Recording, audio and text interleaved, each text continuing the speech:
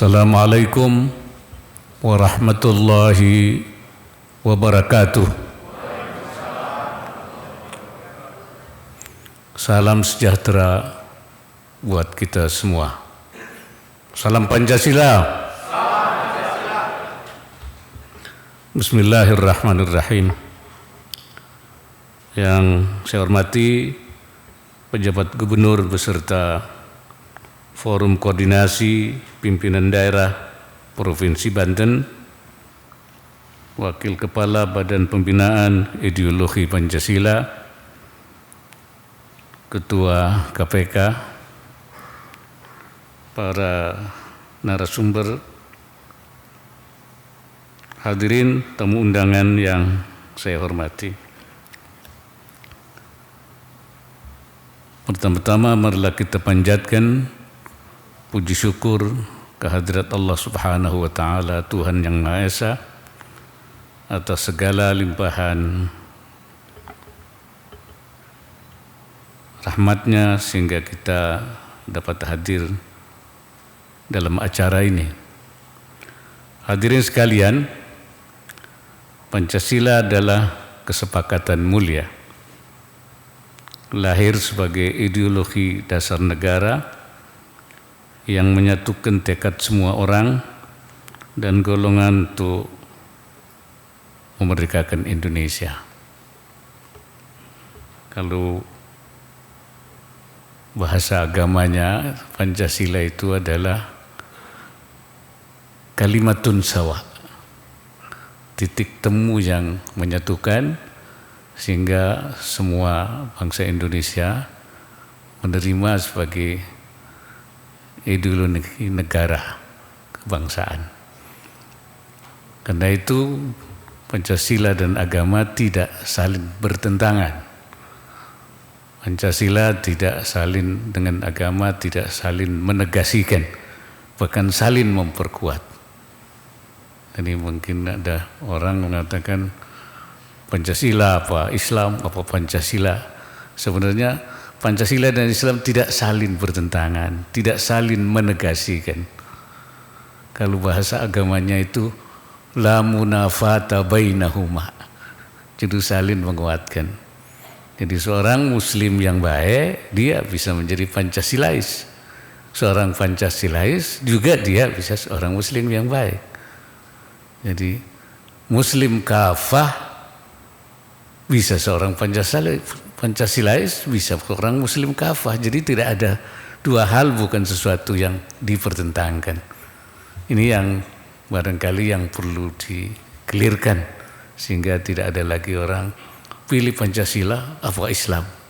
Itu saya kira pertanyaan yang tidak betul itu ya.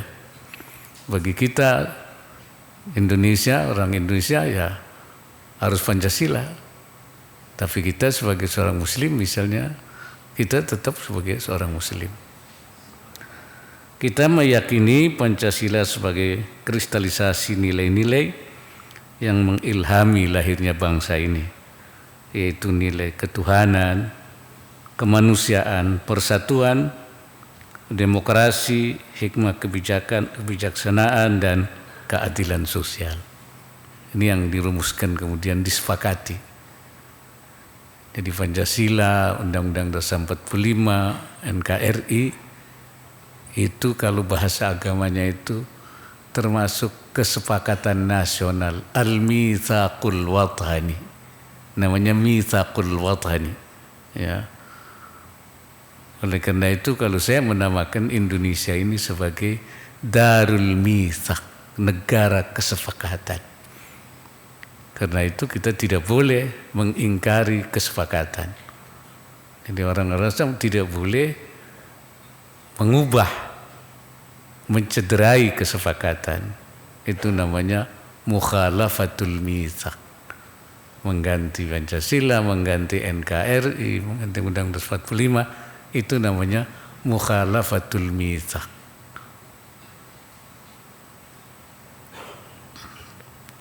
Dalam perjalanan sejarah Pancasila pasca kemerdekaan, Pancasila sebagai dasar negara juga dihadapkan pada berbagai tantangan yang tidak ringan. Sebagai contoh, ketika masuki euforia reformasi, konstitusi telah mengalami beberapa kali amandemen. Hingga kini alam demokrasi kian berkembang dan seolah menuntut lebih banyak keterbukaan dan kebebasan. Dalam situasi ini, publik kerap bertanya, bagaimana dan sejauh mana ideologi Pancasila memberikan panduan bagi negara dalam menyikapi ragam tantangan dunia. Namun terlepas dari liku-liku dinamika perkembangan zaman, kita menyaksikan Pancasila tetap teguh sebagai pandu kehidupan berbangsa dan bernegara. Ini menyadarkan kita bahwa Pancasila adalah ideologi yang hidup, tetap relevan, dan mampu menjawab aneka tantangan.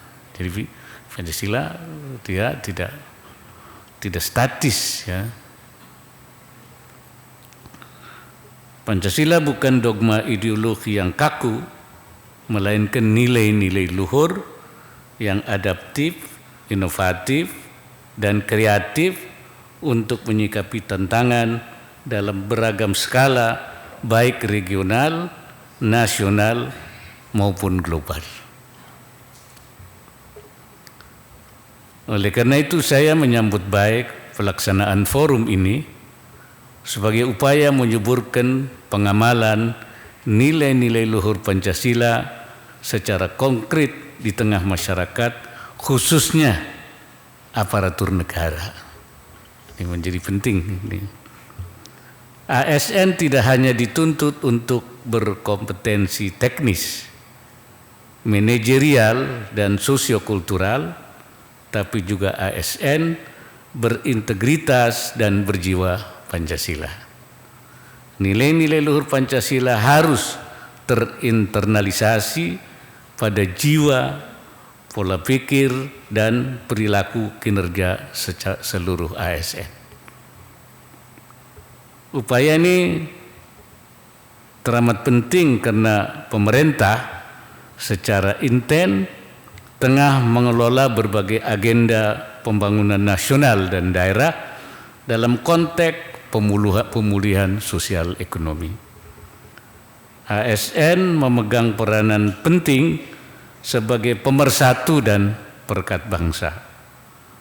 Demikian pula perannya dalam menghantarkan Indonesia menjadi bangsa yang maju serta tetap berkontribusi aktif di tengah tantangan global dan dinamikanya. Hadirin yang terhormat, birokrasi merupakan unsur penting dalam pembangunan nasional. Kemajuan bangsa ini membutuhkan dukungan penyelenggaraan pemerintahan yang profesional dan berkualitas. Meskipun paradigma birokrasi mengalami pergeseran dari waktu ke waktu, tapi saya ingin tekankan bahwa roh utama dari birokrasi adalah melayani publik. Itu roh utamanya, melayani publik, melayani rakyat sesuai dengan tanggung jawabnya. Dalam sebuah hadis, Nabi pernah berdoa, ya Allah, barang siapa yang diberi tanggung jawab untuk menangani urusan umatku, lalu ia mempersulit mereka, maka persulitlah hidupnya. Dan barang siapa yang diberi tanggung jawab untuk mengurusi umatku, lalu ia memudahkan urusan mereka, maka mudahkanlah hidupnya. Ini sudah didoakan oleh Nabi ini. Jadi yang bikin mudah dimudahkan, yang bikin sulit disulitkan. Hadis ini menggambarkan makna penting birokrasi, khususnya bagi ASN untuk melaksanakan amanat dengan sebaik-baiknya, penuh tanggung jawab, utamanya dalam memberikan pelayanan untuk memudahkan berbagai urusan masyarakat. Pelayanan publik yang baik juga menjadi perhatian komunitas internasional. Jadi bukan tidak dipantau orang, kita dunia juga memantau kita ternyata. Kualitas kelembagaan birokrasi dijadikan ukuran dan indikator pencapaian dari setiap negara. Ini ada yang ngawasin sekarang ini. Ya. Sebagai contoh, Worldwide Governance Indicator atau WGI mengukur 6 dimensi, yaitu akuntabilitas publik, stabilitas politik dan kekerasan, efektivitas pemerintahan, kualitas regulasi, aturan hukum, dan tingkat korupsi. Ini 6 indikator ini dinilai. Pada 6 indikator tersebut, WGI Indonesia tahun 2021 mengalami penguatan nilai dibanding dengan capaian tahun 2016. Kecuali, masih ada kecualinya ternyata, pada indikator tingkat korupsi yang tetap stagnan, masih stagnan. Tapi nanti Pak Ketua KPK bisa menjelaskan. Dan indikator stabilitas politik dan kekerasan yang nilainya turun. Untuk itu Indonesia perlu konsisten mengakselerasi langkah strategis dalam menata, memperbaiki, dan meningkatkan berbagai dimensi dalam tata kelola pemerintahan.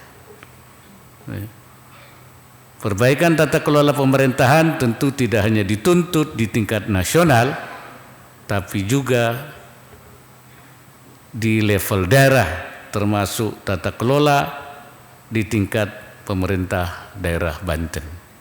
Ini juga jadi indikasi. Tapi saya tadi dapat laporan ada beberapa perbaikan, bahkan ada yang di atas rata-rata nasional. Ya.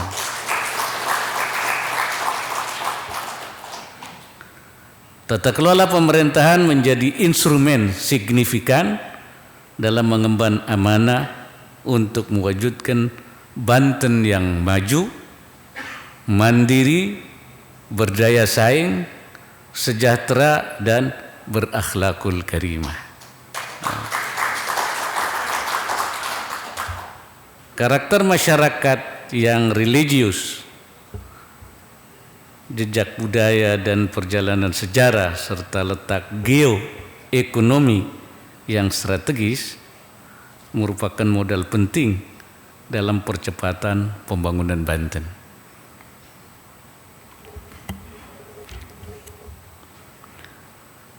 Banten berpotensi menjadi hub dalam koridor ekonomi Sumatera Jawa,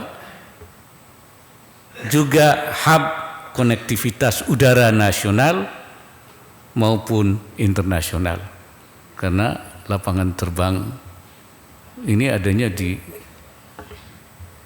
Banten. Jadi Banten ini menjadi hub internasional dan hub Jawa-Sumatera. Untuk itu saya mendorong pemerintah Provinsi Banten segera merumuskan langkah-langkah komprehensif dan terobosan dalam desain percepatan pembangunan wilayah Banten ke depan. Nah, saya kira Gubernur sedang persiapkan ini, dan semua berbagai indikasi ini dijadikan dasarnya, dengan tentu mengacu pada nilai-nilai luhur Pancasila. Hadirin yang berbahagia, memasuki periode menuju Pesta Demokrasi 2024, jadikanlah nilai-nilai Pancasila sebagai lokomotif dalam melawan politik identitas, baik identitas ras, etnis, agama, maupun identitas sosial lainnya. Jadi jangan sampai yang memasuki ini menjadi sesuatu yang bisa merusak keutuhan bangsa ini. Kita kan sudah punya pedoman di dalam kita beragama, ya seperti itu. Lakum dinukum waliyadin, bagimu agamamu, bagiku agamaku. Dan kita dianggap sebagai negara paling toleran di dunia.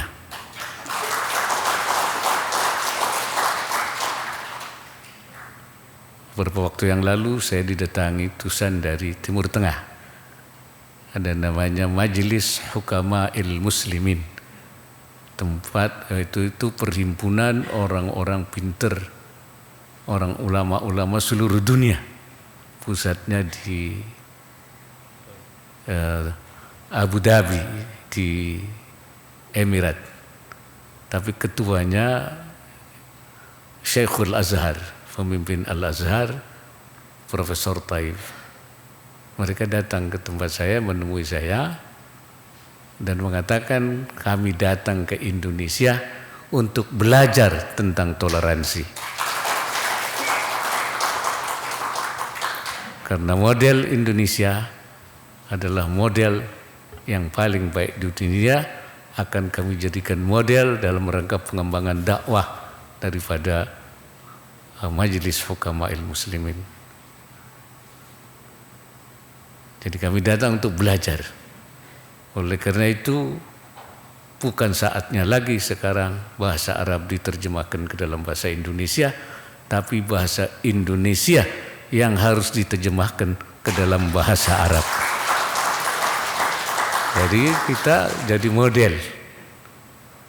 Mereka punya forum namanya Dubai Forum for Peace, jadi perdamaian dunia. Saya juga memberikan sambutan kemarin, tapi tertulis karena saya harus ke Mesir mengikuti masalah lingkungan hidup dan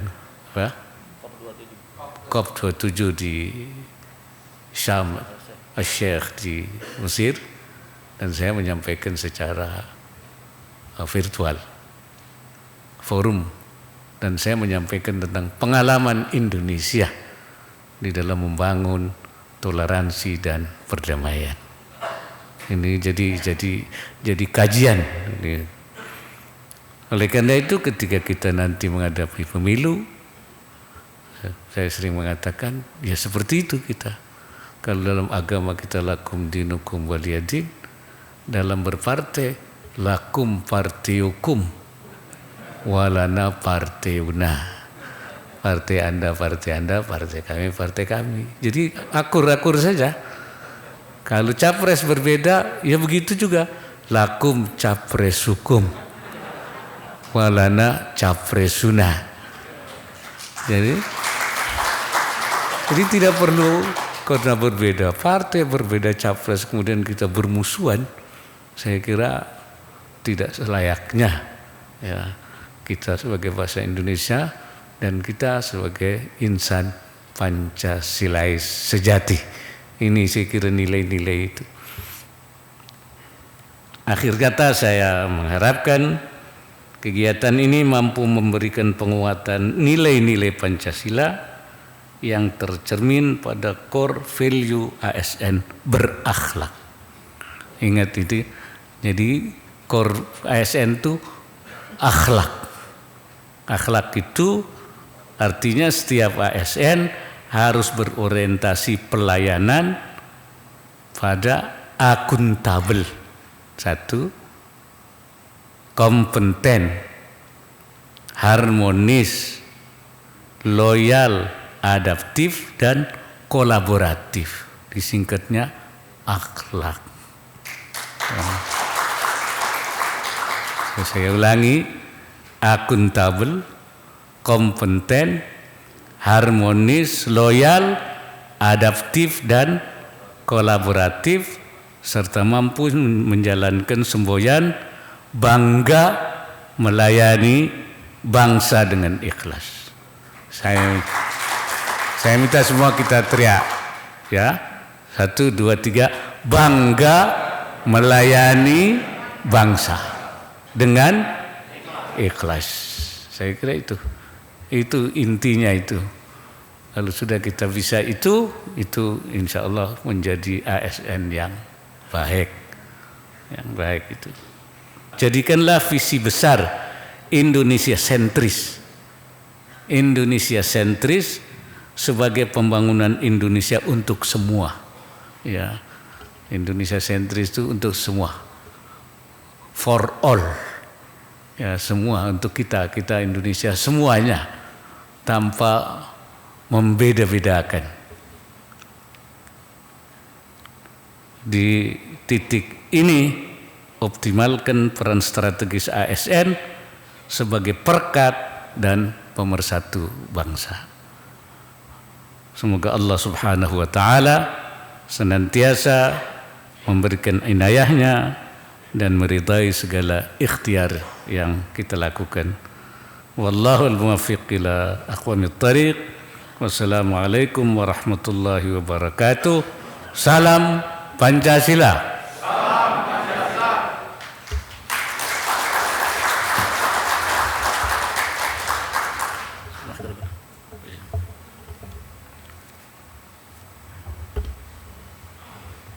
Dari Provinsi Banten, salam Pancasila.